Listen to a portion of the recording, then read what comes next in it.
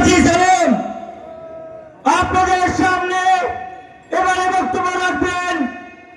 সার্জি সালাম।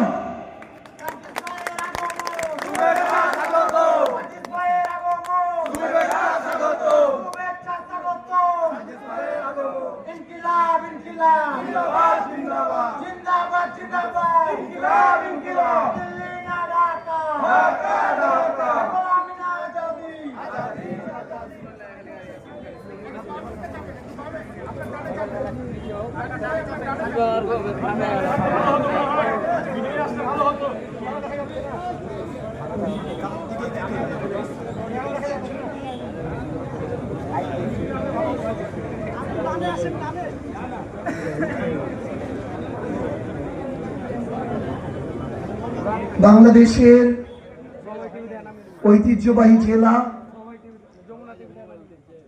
আমাদের উত্তরবঙ্গের গৌরবান্বিত জেলা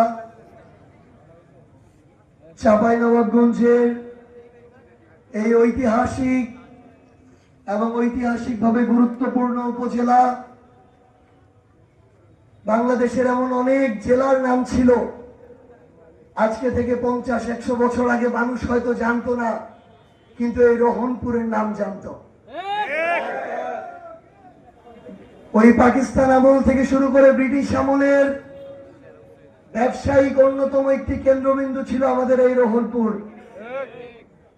সেই রোহনপুরের মাটিতে প্রথমবারের মতো দাঁড়িয়ে আজকের এই উন্মুক্ত পথসভায় আপনাদের সবাইকে জানাই জাতীয় নাগরিক পার্টি এনসিপির পক্ষ থেকে সালাম। আসসালামু আলাইকুম ওয়া রাহমাতুল্লাহ। অন্যান্য ধর্মাবলম্বী যারা রয়েছেন আপনাদের সবাইকে জানাই শুভেচ্ছা।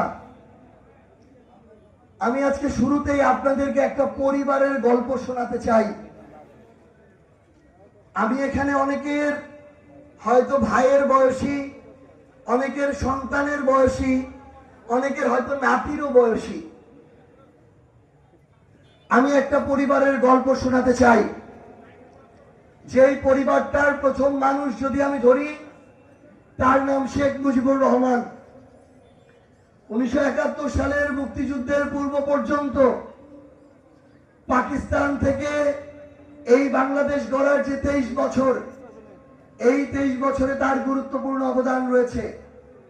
কিন্তু 71 সালের স্বাধীনতার পর থেকে বাংলাদেশে আসার পর 72 থেকে 75-এ যেই মানুষটা হয়ে উঠতে পারত বাংলাদেশের ইতিহাসের